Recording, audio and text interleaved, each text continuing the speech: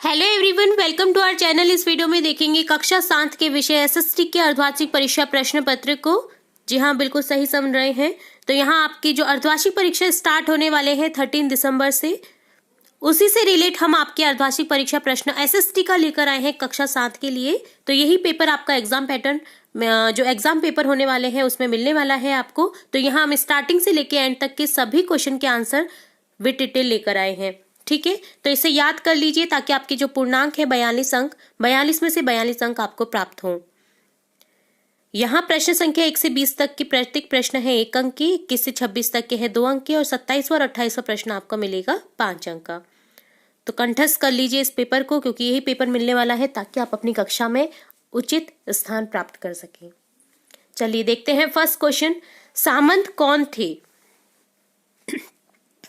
तो आंसर लिख देंगे, सामंत थे राजा के अधीनस्थ बड़े भूस्वामी। ऑप्शन ए को करेक्ट कर देंगे। भारत में मुगल साम्राज्य का संस्थापक था बाबर, तो यहाँ ऑप्शन ए को करेक्ट कर देंगे।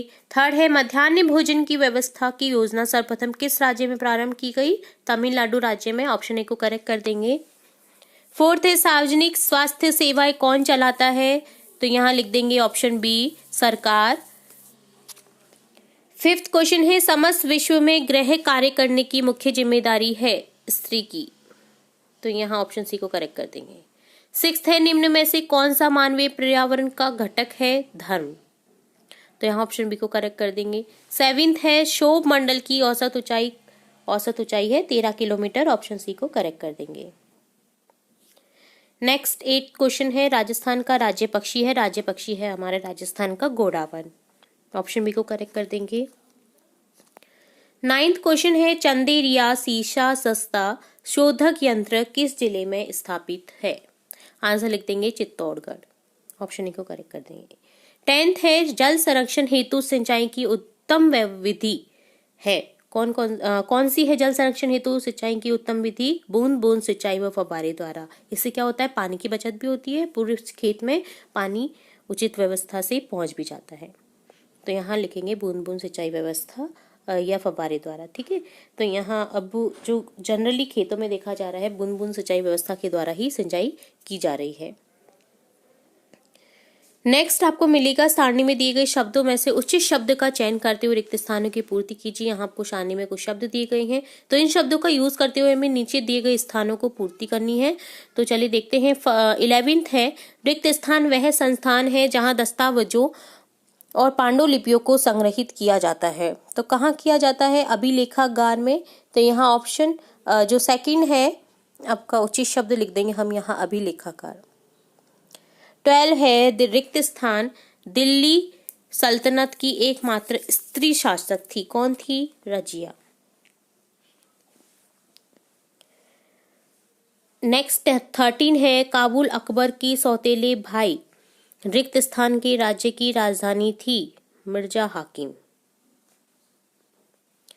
14 है, पर्यावरण हमारे जीवन का क्या है? आधार है, तो यहाँ आधार लिख देंगे। 15 है, वायु में उपस्थित जल वाष्प की आर्द्रता मात्रा क्या कहलाती है? आर्द्रता कहलाती है। जल वाष्प की जो मात्रा होती है ना वायु में उपस्थित, उसे क्या कहते हैं? आर्द्रता कहते हैं। नेक्स्ट क्वेश्चन आपको मिलेगा, सत्य असत्य कथन की पहचान कीजिए। 16 to 20 क्वेश्चन, जिसमें आपको कथन बताना है कि वह सत्य है या असत्य है। 16 है, सन 700 के बाद के काल के संबंध में अभिलेख नहीं मिलते हैं। ये सत्य नहीं है, असत्य है, क्योंकि 700 के बाद भी काल के संबंध में अभिलेख मिलते रहे हैं। तो यहाँ ये से लिख देंगे असत्य। 17 है, भारत एक अधिनायक तंत्रीय देश है। तो यह भी बात सत्य नहीं है, भारत एक लोकतांत्रिक देश है।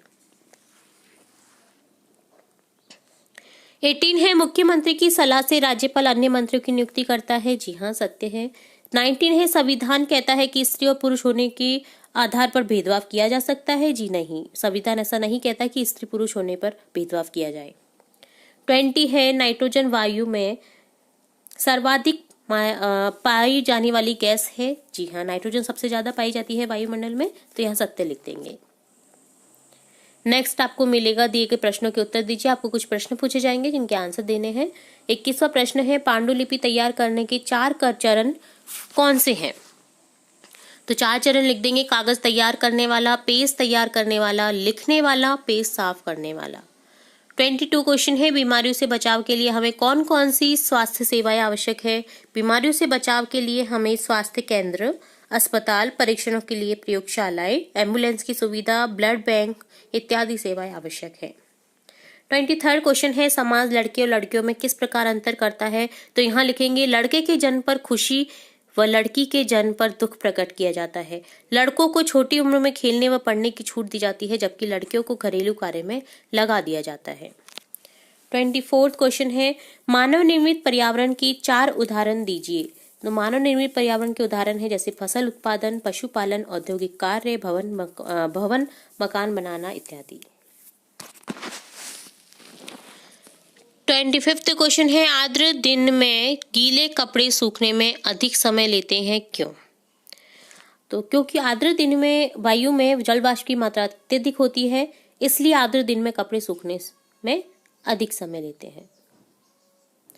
26वां क्वेश्चन है, आयात निर्यात का परिभाषा एवं महत्व को समझाइए। तो यहाँ लिखेंगे आयात, जब कोई देश से किसी दूसरे देश से कोई माल अपने घरेलू बाजार में बेचने के लिए खरीदता है तो वह इस प्रक्रिया को क्या कहते हैं, आयात कहते हैं। जैसे हमारा भारत किसी दूसरे देश से लेगा ना कोई सामान और यहाँ पर बेचेगा तो उसे आयात कहते हैं। निर्यात क्या होता है, जब एक देश किसी दूसरे देश को अपने यहाँ से उत्पादित वस्तुओं को बेचता है।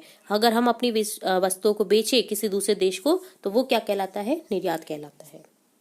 जैसे सबसे ज्यादा हमारे देश से निर्यात होता है चाय का। 27 क्वेश्चन है, विधायक कौन होते हैं, मुख्यमंत्री तथा उसके मंत्रिमंडल का निर्माण किस प्रकार होता है। तो सबसे पहले देखते हैं विधायक कौन होते हैं। विधानसभा के सदस्य को विधायक यानी एमएलए कहा जाता है।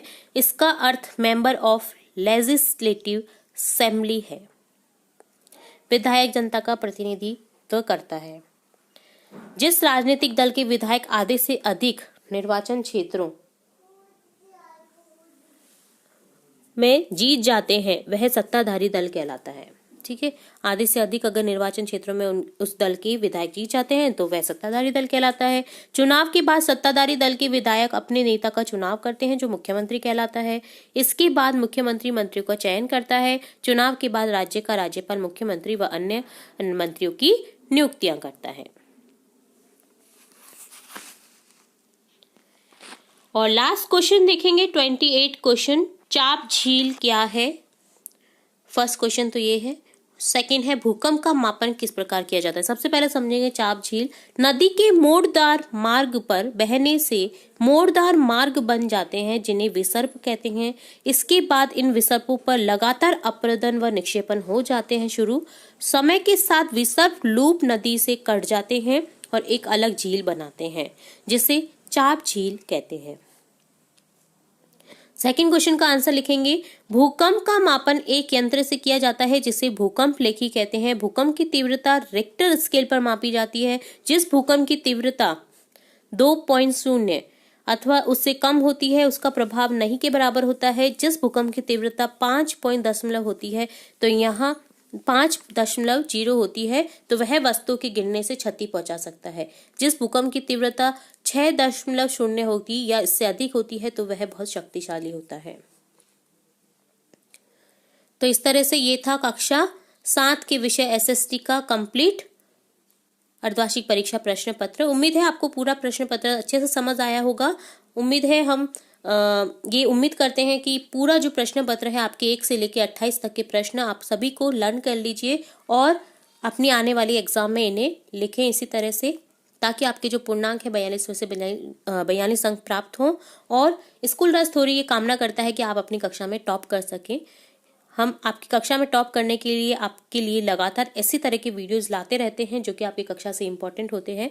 तो ये भी आपका अर्धवार्षिक परीक्षा प्रश्न पत्र है। उम्मीद है आपको समझ आया होगा। अगर किसी क्वेश्चन में कोई डाउट रहता है तो आप कमेंट बॉक्स में कमेंट करके पूछ सकते हैं। हम फिर मिलते हैं अगले और नेक्स्ट वीडियो में आपकी कक्षा से इम्पोर्टेंट वीडियो के साथ। वीडियो को पूरा देखने के लिए धन्यवाद।